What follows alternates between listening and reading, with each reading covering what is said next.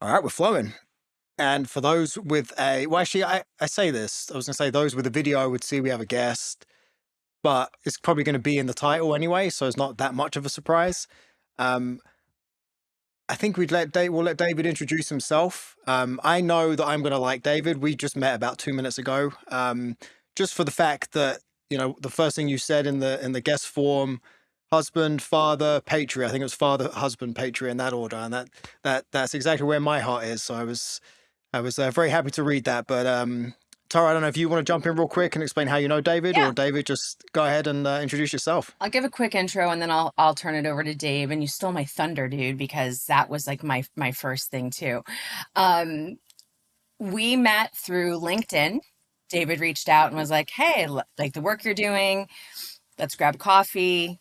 He knows Ben through the grapevine, and basically, in a nutshell, we met for probably, but we each carved out an hour worth of time for coffee, and 4 hours later, we laughed, we cried, we hugged goodbye in the Starbucks. And I was a guest on a workshop he was doing the other night. He's a guest here for us. Two Love it. people didn't know about each other in the world, and it's just that connection and that reach out. So I'm super thrilled. It's just the beginning of the relationship. I knew that you guys would get along really great. Um, I like that we're a platform for conversations that can sometimes push the envelope.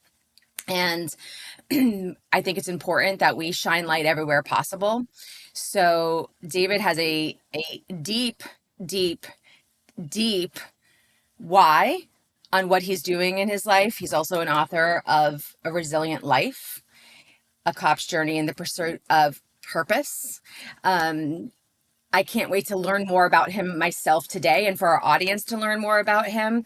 I am going to turn it over to David so he can give some of his favorite highlights, but we could do 100 podcasts and never even covered what we covered in those 4 hours of That's true. coffee. That is completely And true. I want one other thing. We talked about business. We talked about helping others, but we also talked about our personal lives and Mm. and what's going on and the challenges that we are facing individually. It just like we just cleared the veil of shallowness immediately, and like it was a healing conversation. It was a validating conversation for me. It was just all the things that we talk about and that we strive for in our lives. So thank you, David. Thank you for being a guest here. Thank you for Um, having me. you're welcome. So give us you in a nutshell. Wow. That is always a tough way to start. And, it's interesting so I've done a ton of podcasts and a ton of presentations, interviews. And I think the hardest part, which I'm glad you guys actually didn't do, is hearing your bio read about you to you Oh yeah, when I hate that. Yep. it is so challenging. First of all, there's an embarrassment to it. There's a humbleness to it because you're like, dang, I did do a lot of shit. There's the first curse word. The You're and in a safe place. Don't worry. but yeah, so getting the opportunity to introduce yourself, I think presenting your version of you rather than like a bio version of you, I appreciate that. But to kind of loop in how you started, my meaning statement is living an authentic and intentional life in the service to others. That's my built out like professional meaning statement. So when you said that we just sat down and just like unloaded and brought the raw version of ourselves, I'm glad that you saw it that way because that's just who I am, which is makes me feel good. So thank you for even acknowledging that. I appreciate that. But yeah, so I'm a retired police officer here in New Jersey, and I did 20 years with law enforcement, and I before that, starting at the age of 14, I was a volunteer EMT. So I did that for 10 years in the town I grew up in before becoming a police officer. Um, and that 20 years was amazing. It started out December of 1999. 18 months later, in the throes of 9/11 and a rescuer there. And then my career moved on. But uh, challenging, but awesome things that I got to do and experience in that field. But it also comes with a lot of baggage and burden. And that brought me to my retirement January 1st of 2020 which I retired into COVID and then all the civil unrest a few months later. So for me, going from 100 miles an hour to zero, but then stuck watching everybody still at 120 miles an hour while I'm on my couch drinking my brains out because I'm not able to do anything about it. So that kind of like that whole bit of a downward spiral is what brought me to where I am today, where as a positive psychology practitioner, I'm able to go back and then serve the people I was serving with or that are just coming up through the ranks now. And so that's what I'm doing, trying to help cops live the best version of themselves where they can serve their agency, their communities, and most importantly, and kind of alluded to it in the beginning, is their families. Because we do bring work home, but we have to bring it home as the best version of ourselves and not the traumatized version of ourselves. So we can be there for our families the same way we were there for our communities during the previous 12 hours. So that's what I'm working on. That's the nutshell version of me. And ironically, I'm allergic to nuts, so I try to stay out of the shell. But yeah, so let's go from here. Yeah, I mean, I was really struck by reading your guest form and the meaning behind the business you've started since leaving the force.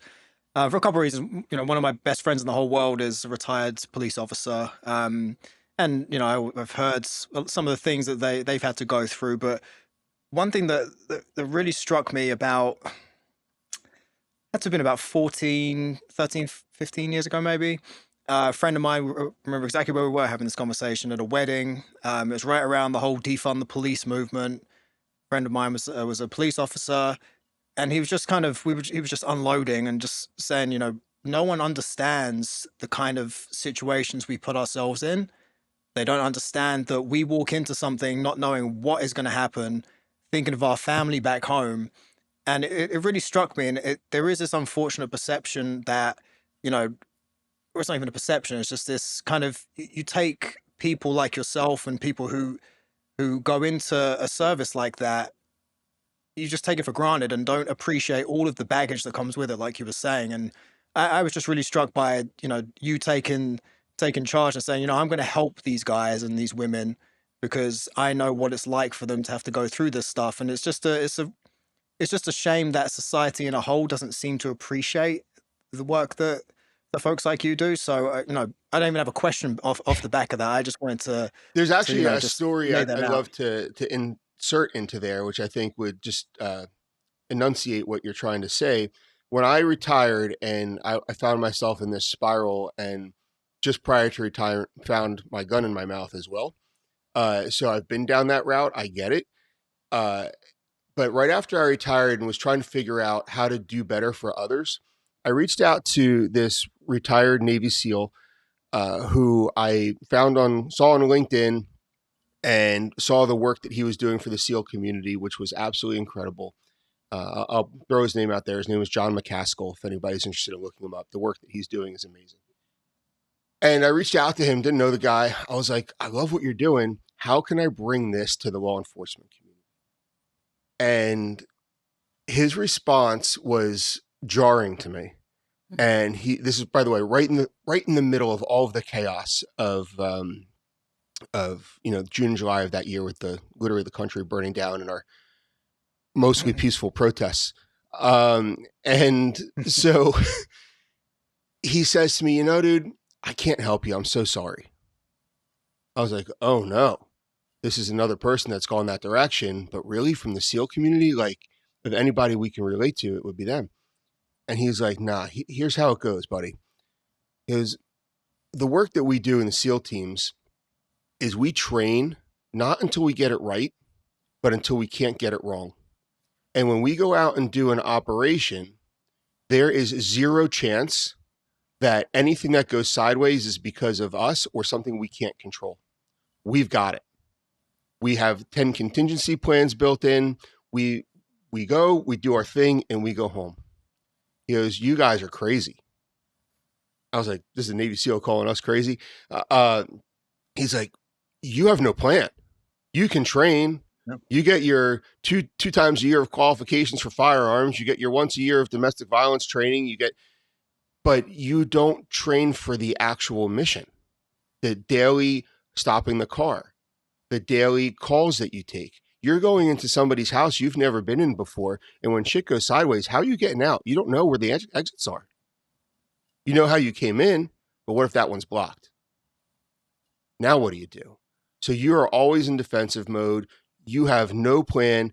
You don't train for what you're doing to get yourself out safely in any reasonable manner. He goes, I don't get it. You guys are fucking nuts. And Yep. I'm like, wow, I never really thought of it that way. And this is why some of our guys are, really struggle, because we don't have the support that, teams like that have. And he did point me in the right direction to the right people, which I was very fortunate about for it. But yeah, it was a really interesting perspective to kind of tap on to what you were saying. Yeah, and with you saying that, my if you didn't know, my background's in the functional health space. I'm straight away thinking you guys must constantly just be in fight or flight, 100%. The and that hypervigilance, sympathetic nervous and it system. doesn't go away Yeah, like a light switch when you leave or when you go home. right. It's always there. So, what are some of the ways that you've learned, or that you're now sharing with others in how to try and switch that into your parasympathetic and not bring that home with you? So I think it's fair to say that I didn't do any of it during the course of my career, and that's why I walked away the way that I did when I Yeah. retired. Like, I just was a complete mess. But now the things that we know better and we know more of is how to train people to lower that bar, to lower the temperature within themselves so that they can serve their communities and their families with the best version of themselves. The simplest thing is gratitude. We don't see gratitude in our jobs over the course of our 20 years because we're always in the thick of it. And when we go home, we bring that thick home with us.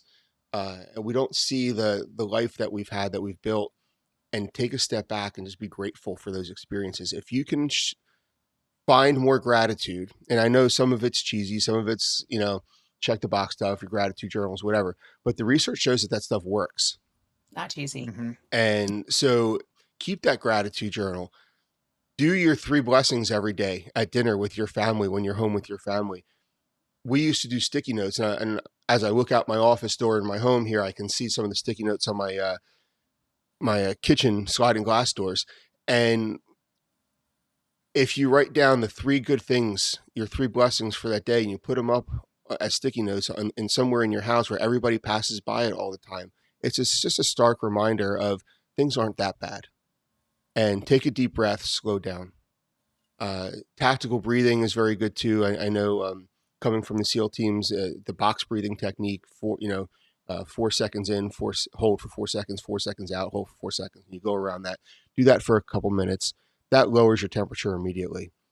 But the thing that I've really embraced, as far as either short and long term regulation, is this concept of storytelling. And storytelling both has the immediate regulation if you use music, because that's instant. Uh, but if you write or draw or create art or literature, that has such a long term positive effect on you that over time it allows those moments of stress, those moments of hypervigilance, that high cortisol producing stuff, it allows it to live somewhere else and not inside your head. You can reflect on it as much as you want to remember, to recall, to process, but it's not stuck in your head. And I think that's what I would offer people, both the immediate, which can be music, and then or any of the other exercises. People call them wellness exercises. The word wellness drives me insane. Hmm. Uh, it, but for true well-being, you need to do those longer term exercises. I would love to introduce a part of Paolo to you, David, that you are not aware of. Paolo is a musician. Awesome. And I almost said ex-musician, but that is so not true. So I apologize that I even thought about that. Well, Paolo is a musician. kind of true right now. You are a musician, period. End of story. Per me. And I know per you. So when David brings up music, which is something that he and I brought a little layer of fun to with creating an anthem from a story. Talk about your experience, Paolo, with music and where it's touched on well-being, or how you've used it for yourself, for your family, for your children, for clients, if you can speak on any of that. Yeah, it's funny. The most inspirational times I've had have always been in kind of my lowest moments. Mm-hmm. And when I'm happy, I actually find it hard to be inspired, to be creative, which is quite interesting. It was a little different when I was doing it as a profession and writing music and songs for other people. But interesting, I would say the better songs I've written have always been either a situation I was going through or someone I know was going through. And my feeling with music, and I don't know how spiritual you are, David, but I really believe it's something coming from a power that's above me, and I'm just a channel and a vessel for it. So I think that partly explains why that happens, right? That I'm just channeling something, and I need to get a message out for someone else to relate to. And there's someone in my life, and I won't say who it is. It's years ago that one of their favorite songs that I wrote was actually about a situation they were going through, and they didn't know it. Mm. And that, it really music's just incredibly powerful. Whether it's something I've written or anybody else, it's just if for me it's more of a comfort. I went through a pretty dark time, 2022. Had to really do some soul searching and find myself, and music was my crutch. I was finding 20, 25 hours extra a week that I did not have. I was somehow finding it, and I managed to put a little project out. But yeah, music is I mean, it's a gift from God, honestly. So I think there's two interesting things to talk about when it comes to storytelling, and specifically through music, is you have the immersive and the expressive experience. So the expressive experience thing is what you're talking about, where you're creating the music, you're creating the lyrics, it's coming from your heart and coming out of your Yeah. body as you doing the storytelling.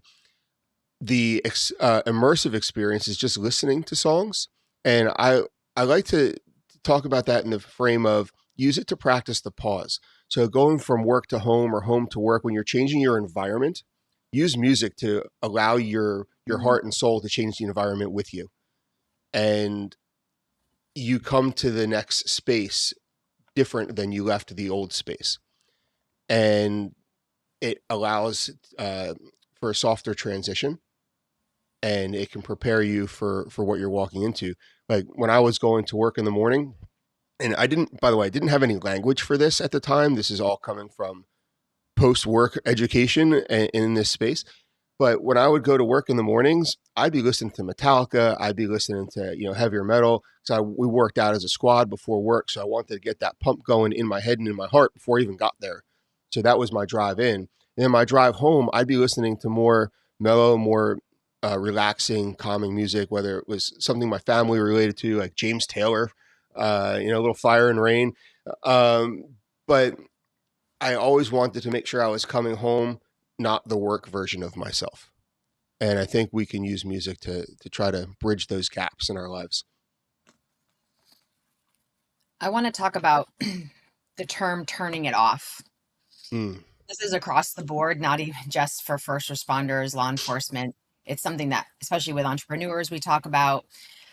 But I'll go to sitting down at Starbucks, me having a small awareness as a civilian, that even with you sitting with your back to a very expansive open space with lots of doors behind you, that there was a tiny little small bit of trust that you had to put in me. Mm-hmm.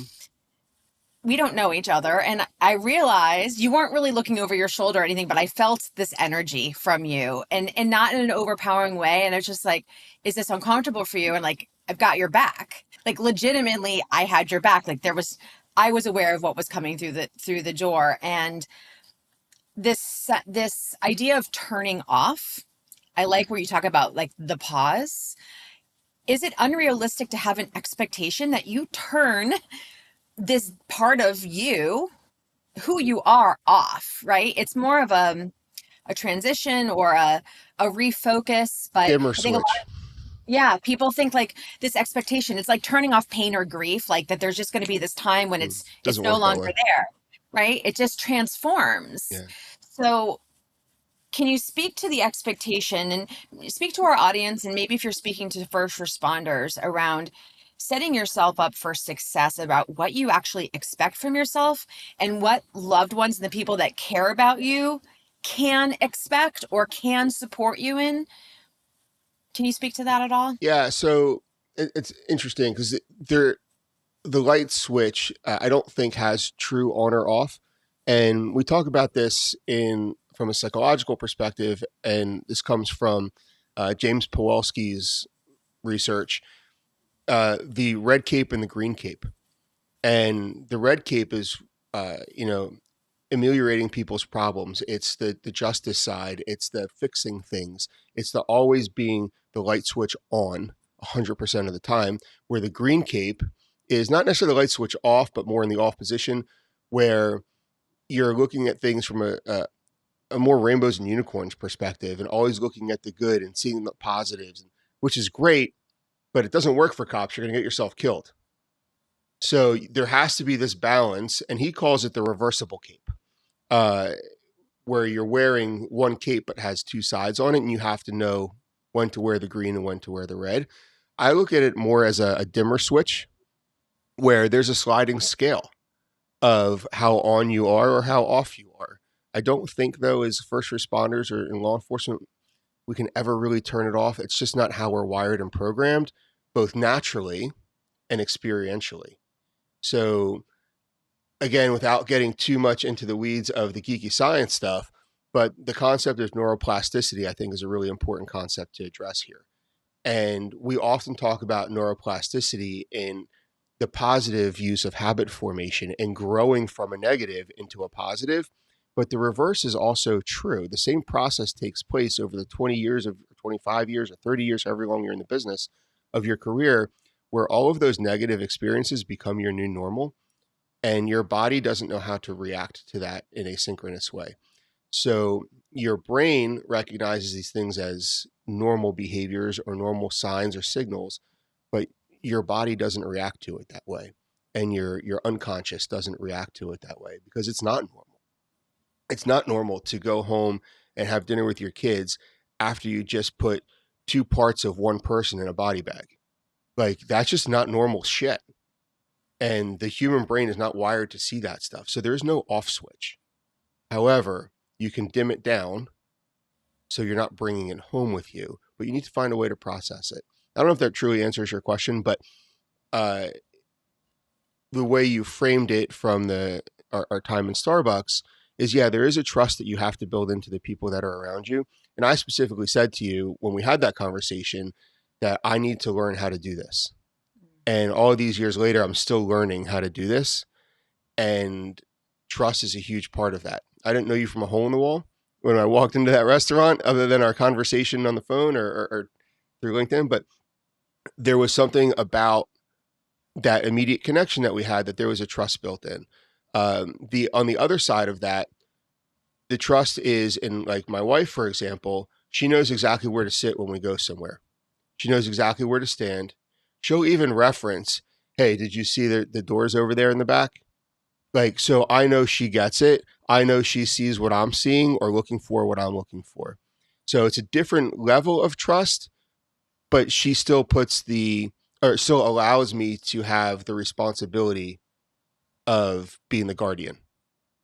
And I think for me, both of those are important because you brought it up. I didn't when we sat down, and I immediately knew you got it. And therefore, I had that immediate trust in you to take on whatever responsibilities my back to the windows or doors didn't allow me to have. It would have just been me notifying you. No, I get it. I get it. Well, I was going to say I've seen her throw hands. She can throw a punch. So you were pretty safe with her. But even that, like, it provides us awareness and safety where my wife doesn't have that comfortability. Well, I don't know what the right word is. But she knows enough to let me know, hey, you need to be here for us. Yeah. So I think both situations work, but there's no off switch. Okay. Thank you. That answers and validates, right, this notion that there's an off switch. It's like you also identify as a dad, right? You never really turn off being a dad. You never turn off being a mom.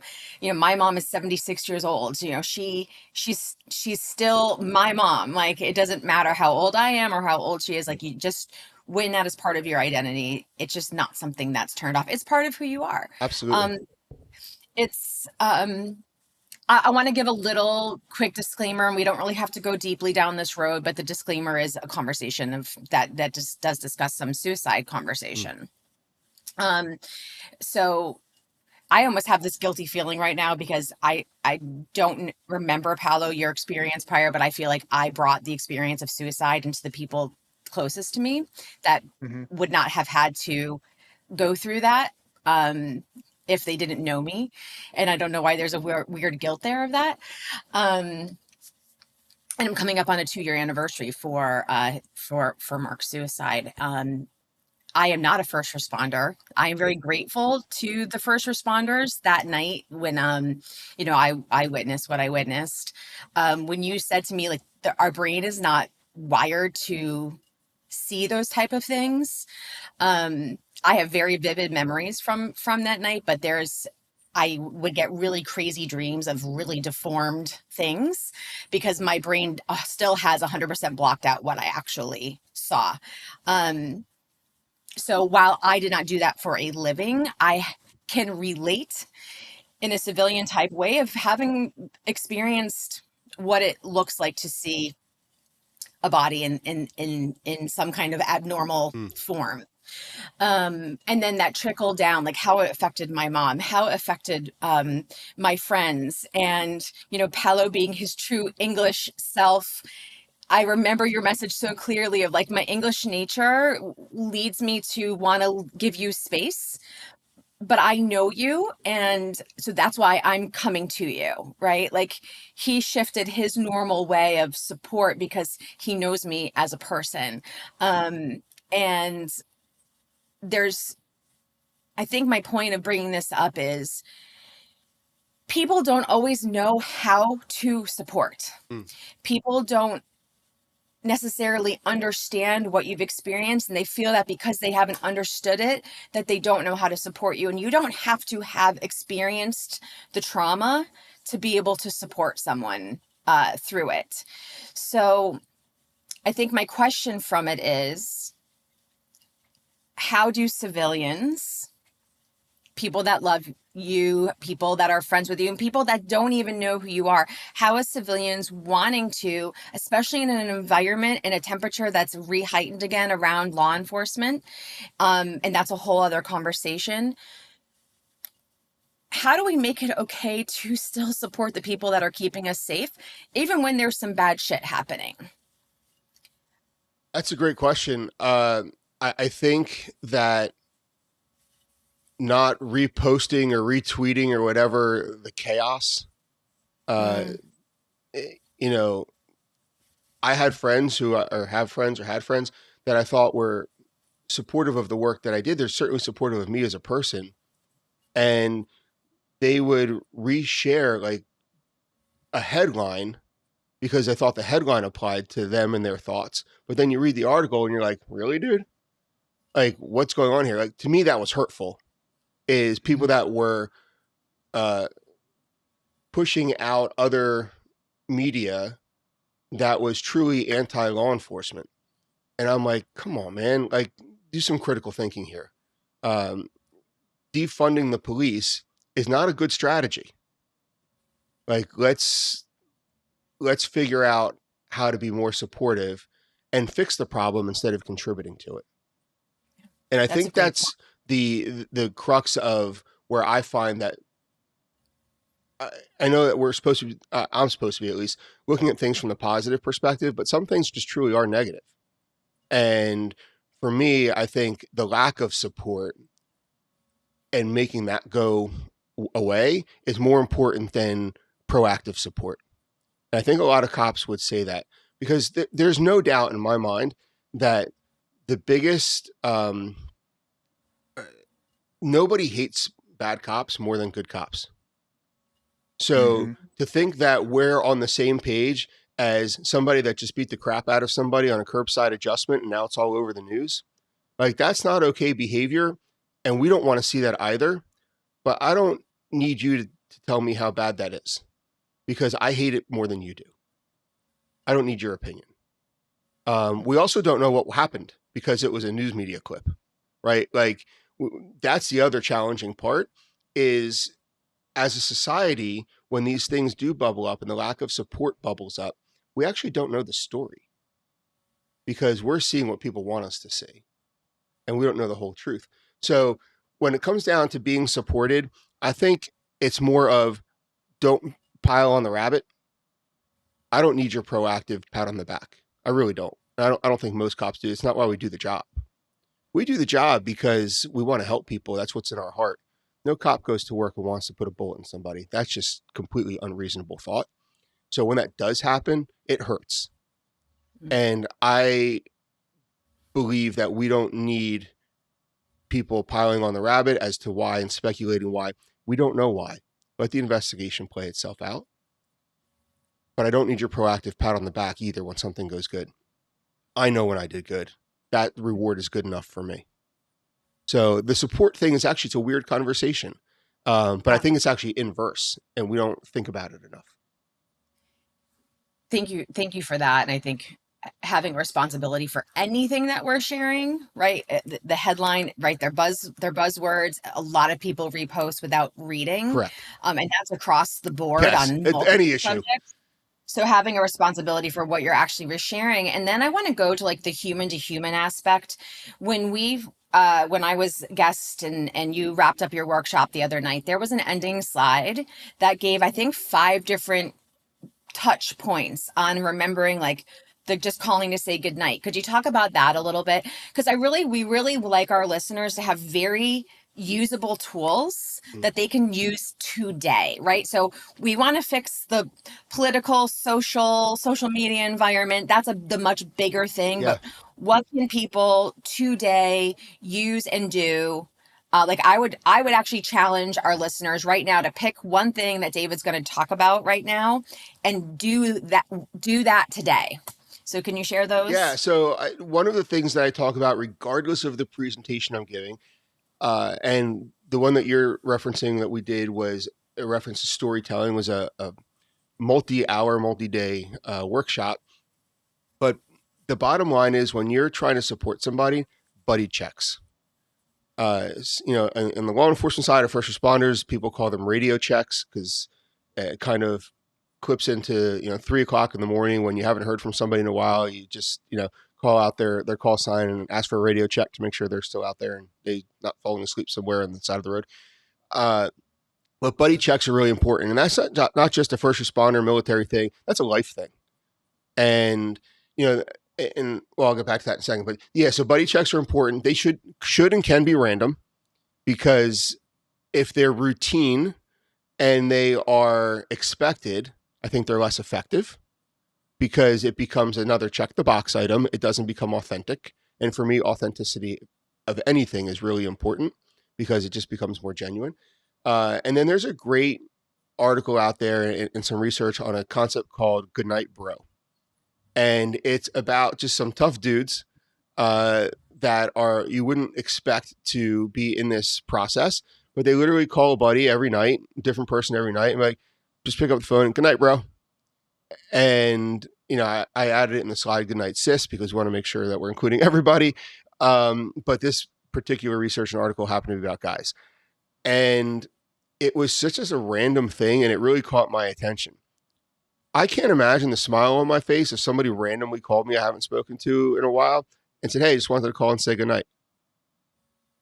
You are going to sleep so much better knowing that somebody was thinking about you. And sleep, by the way, is everything when we're talking about recovery and restoration for ourselves. Mm-hmm. That's a Paolo conversation. And so sleep is so important.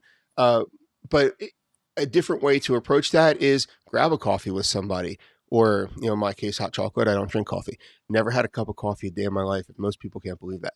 I can't relate. Just when I thought we were going to be friends. We can be friends, Paolo, because being British, you can appreciate that, or English, you can appreciate this.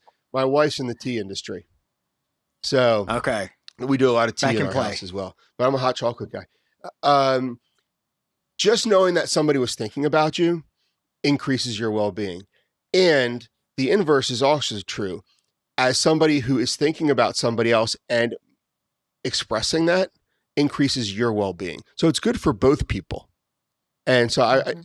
I really appreciate the opportunity to just reach out and do the buddy checks. It's so important.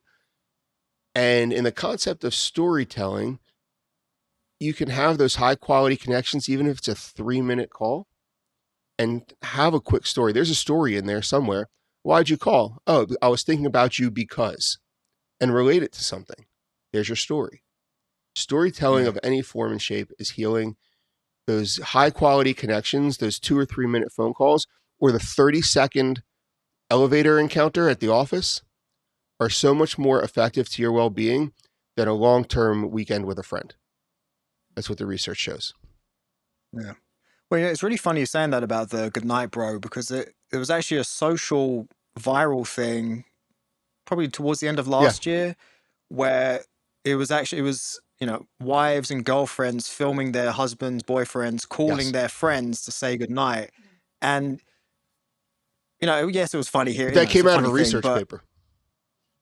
yeah, but the funny, it's like, so, but the reactions they were getting, it was like, what the fuck are you talking? Like, Yeah. what's wrong? You Like, dying? why are you calling them? Yeah, it was, but it's kind of, it's actually quite sad when you Yes. think about it, because why shouldn't that be normal? Why Right. why do you think guys in particular have a hard time? It's almost just being Mhm. vulnerable enough to kind of share that, hey man, I'm thinking of you.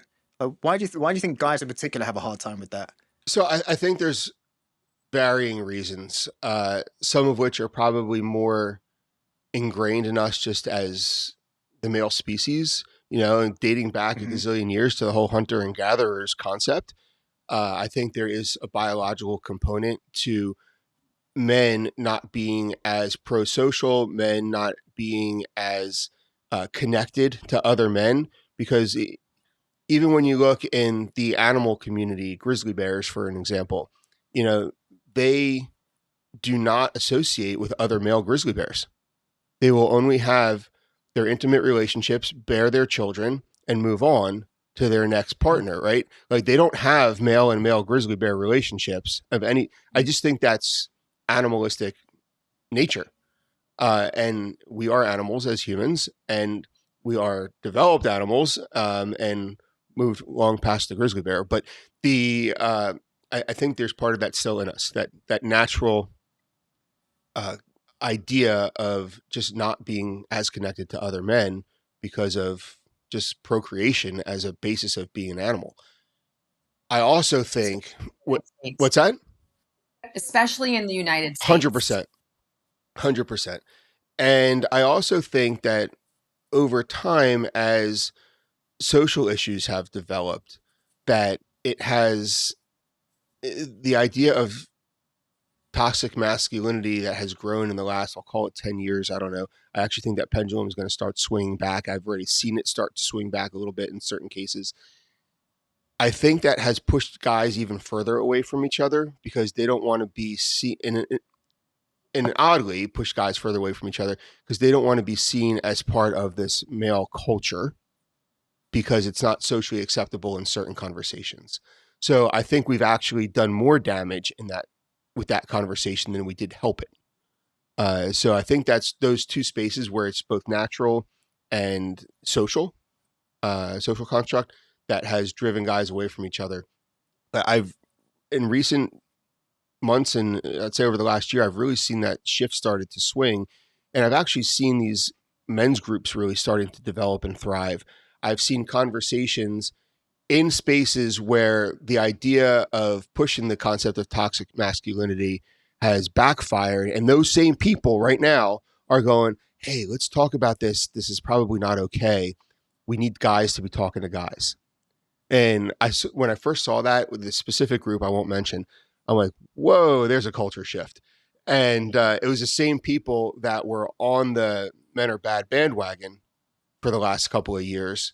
And now all of a sudden they're realizing this was a bad plan because we're pushing guys Yeah. away from each other. And you need that socialization. You need guy time, just the way women need girl time. It's the same thing because it becomes a relatable individual that my wife doesn't understand what dudes talk about when dudes are at the bar. Like, I don't, and I love going to the bar with my wife or hanging out with my wife, but it's a different conversation, right? Like so I just think that we are finding ways to get back to those social connections, and social connection is everything.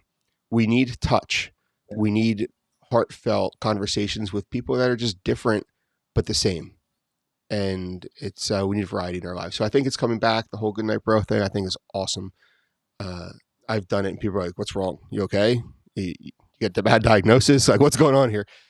But yeah, it's related to the gratitude letter research.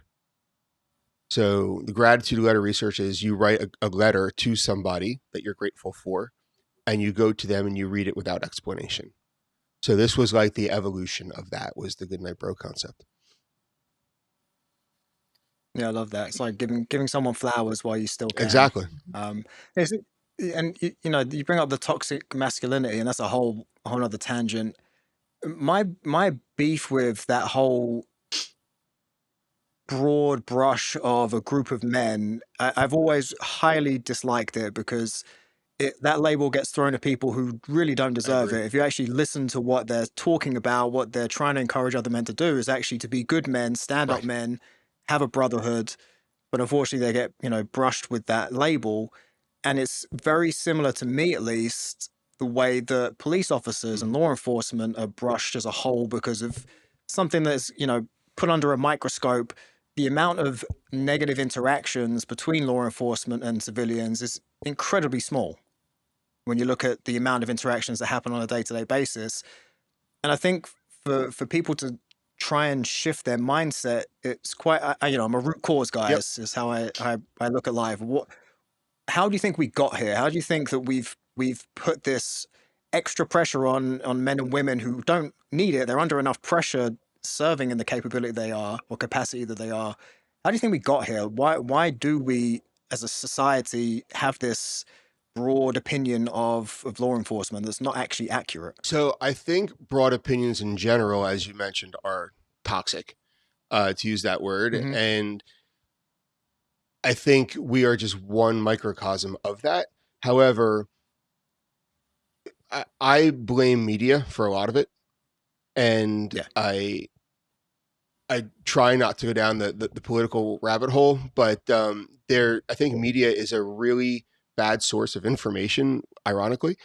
There's no more, Tom Brokaw nightly news. It's 24-hour news cycles, 24-hour media, and the old media saying, what if it bleeds, it leads. So if you're beating up Mm. on somebody, and the police have been a good, target for that, people, then you build this narrative. And so I think that's where it started, as far as the law enforcement thing goes. Uh, when you look back to 9/11, first of all, a horrible day. Nothing positive in theory came out of that day, except I always say I look back at 9/12, which I prefer rather than looking back at 9/11. Mm. 9/12 was probably one of my favorite days of my life. And the amount of pride that people felt in each other, and I'm not talking about first responders, because there were heroes far beyond first responders. Uh, there were people that just stepped up and did the right thing for the right reasons at the right time, as Martin Luther King, Yeah. kind of taking it from him.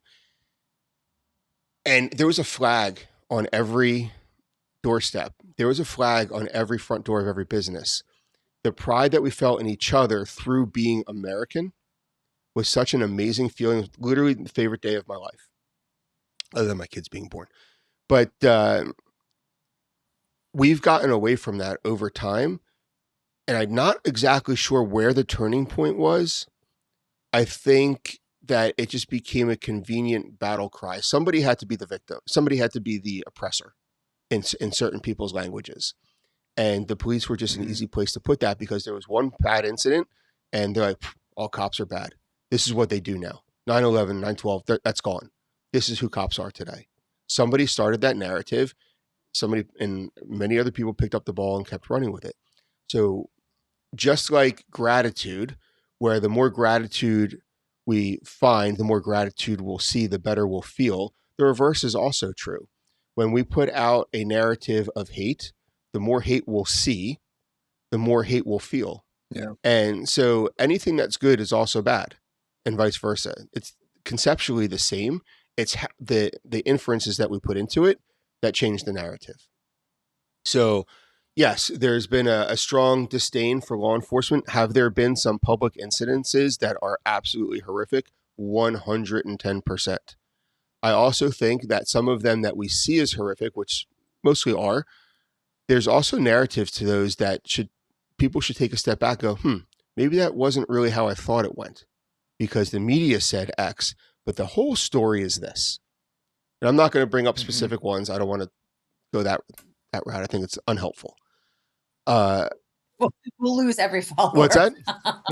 I said we'll lose every follower. No. But I say that laughing, so but what I think is that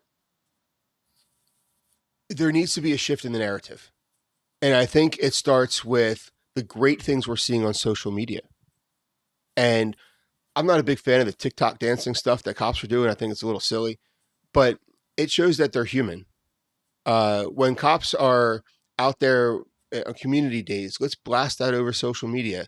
When there's actually a big push by law enforcement agencies, and I get why, that they don't want officers posting themselves on social media in uniform or related to the agency. And I get it. There's liability. I get it. But can you imagine if we had pictures of cops with our families on in uniform? Like, they're your neighbors. Like they're part of the fabric of your community. That's the way civilian law enforcement was built. It's the people that are in your community that are just looking out a little bit for everybody else. And we don't put that narrative out there, unfortunately. We're always putting the bad stuff out there. And the more bad stuff you see, the more bad stuff you see. So hopefully we can reverse that trend. Yeah. You played something the other night, and there was an image of a cop who was shot and laying dead on the street. We don't see those images. We see the people that are hurt. We see the people that have been shot dead. Like all very real things, but we don't see the police laying dead on the street. And well, you do if you know where to look. Okay. In Fox News, in the stuff that's, the traditional media, it's not there. That's why I preach that's a great comment, Tara. And so I think what's important to highlight are statistics, because they are what they are. They're not narrative, right? Mm-hmm. So, Paolo, you had mentioned, the amount of interactions people have with police. There's millions of them per day. Millions per day. Yep. There's 100 million interactions with civilians over the course of a year by police officers. You would think by the media that we're out there shooting people 25 times a day per guy. Like that's not the case. There are about 1,000 law enforcement officer involved shootings per year. So that's 3 a day ish.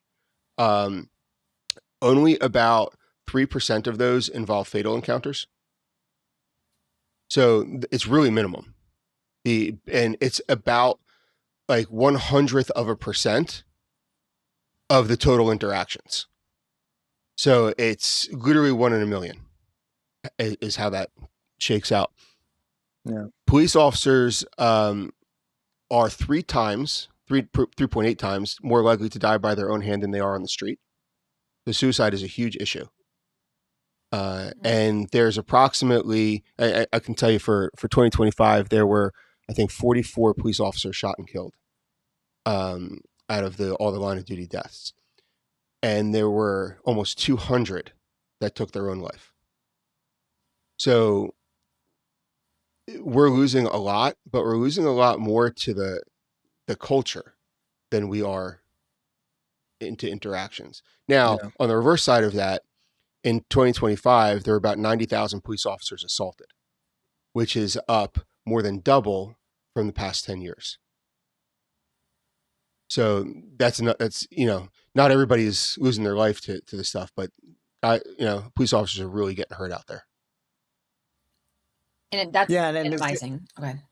Yeah, and I was going to say that, I mean, not that that's worse by any means, but it's kind of, I can see the mental load that would have on someone who is doing a job to do the right thing and then coming home with a broken hand or a bloody face, having to look at their kids and kids see that. It's like, why am I doing Yeah. this? You know, what's the purpose here? And the other part of that is, what's an injury to you or I as a civilian, or civilian now anyway, may just be a 3 to 6 month healing process and you move on. But that same injury might end that officer's career, which ends their mortgage payment, which ends their kids' college savings fund, which ends their car payments. Like, that's a big deal, because if I break the wrong hand, I may not be able to properly fire a gun anymore. And therefore I can no longer work for a police department anymore. If I can't run as fast as I once did because of an injury, I may have to lose my job over that, because I can no longer properly perform my duties. So it's very different than somebody that needs 6 months off of work for a healing process, goes back to their desk job. Law enforcement, you may lose your whole career over an injury that, somebody else is just going to heal from and move on. Yeah, and I think it really stems from, and it's not just related to this topic, but there's just this lack of accountability that people have now. They have these flashes of anger, even if it's just they're posting something on social media, and they don't think about the first, second, third order of effect there. It's just, I want to make sure everybody knows how I feel, and however you display that through violence, through words, whatever Which is it is. interesting, because I think anger comes from fear, and it's fear of being judged. Yes. And we have to worry less about what other people are seeing on our social media feeds. And I think we'd be a lot less angry. Yeah. We also have to stop normalizing treating each other like 100%. shit. I don't care who you are or what your profession is. It's irrelevant. I don't care what your political affiliations are. I don't care. Religion, none of it matters. Yeah. Just be kind. How are you talking? Like, how's the person in front of you talking to the person that's checking you out? Like, Ben and I went to get groceries the other night in the storm, and there were people there and like, do you need help bagging? And we're like, well, if you're bored, and I'm like, thank you for being here. And it was that simple thing. Like, they lit up, how are we treating other people? What are we being purposeful? Are we being purposeful? Are we just kind of in default, maybe not even trying to be mean, but we're in the shit ourselves, and we're rippling it around.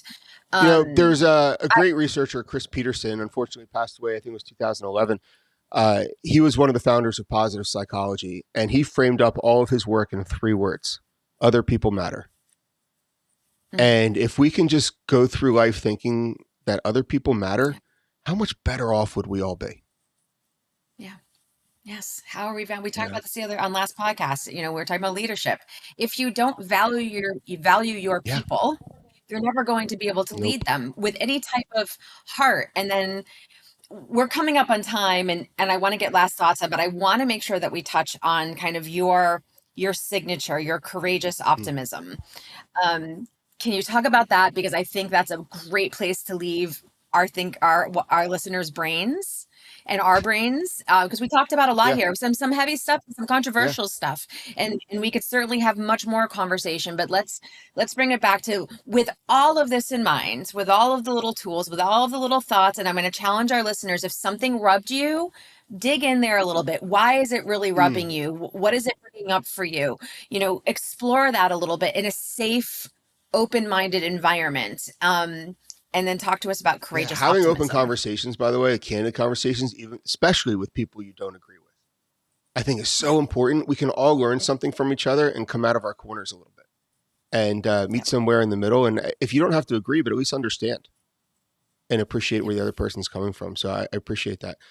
So courageous optimism, I don't know, it's the thing that excites me the most right now. So thank you for even asking about it. It was born out of a random question that was asked to me.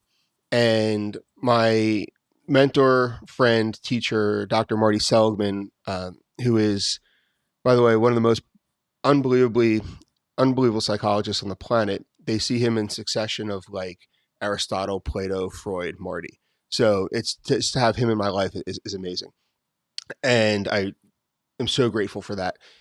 So Marty asked me in front of class one day, and this was after a critical incident involving police.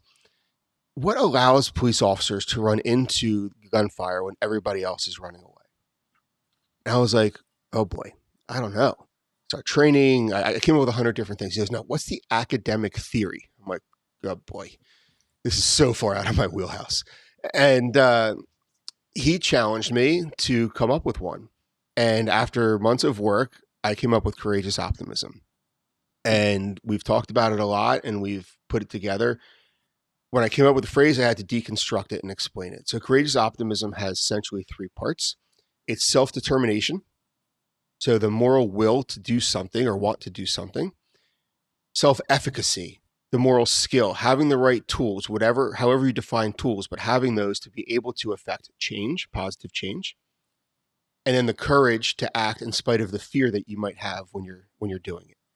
So this, by the way, was born out of that question, which is cops running into gunfire when everybody else is running away.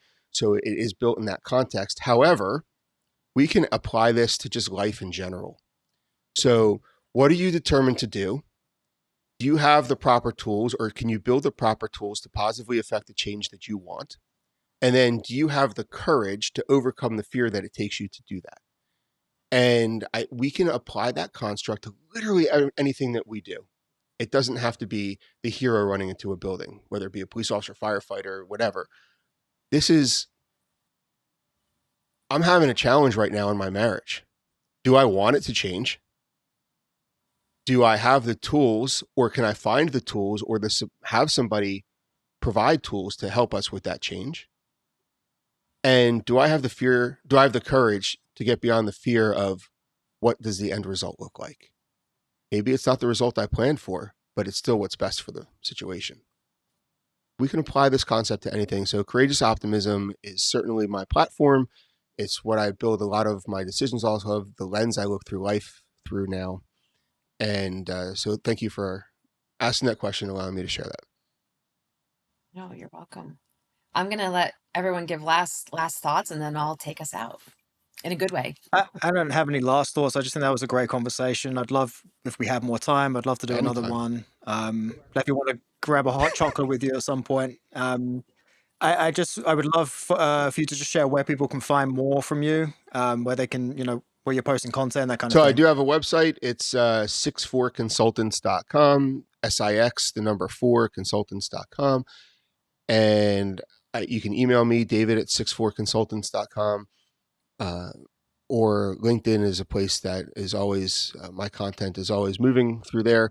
So feel free to message me through that platform as well. I do have other social media accounts, but I don't use them for business. It's all personal. So LinkedIn is definitely the place for that. But yeah, I'd love to talk with anybody that has questions, anybody that wants to open those uncomfortable conversations in a private setting. I welcome them, because I think that's where the growth happens in both of us. I can certainly learn something from you, and hopefully you can learn something from me. Thank you so much. This was an awesome, awesome conversation. David, you are a giver, you are a leader. I feel really big things for you. You're already doing big things, but I just think that this is going to expand into something much greater, because we need this platform in a I safe agree. way. So thank you for being with us today. Until next time, friends. Bye for now.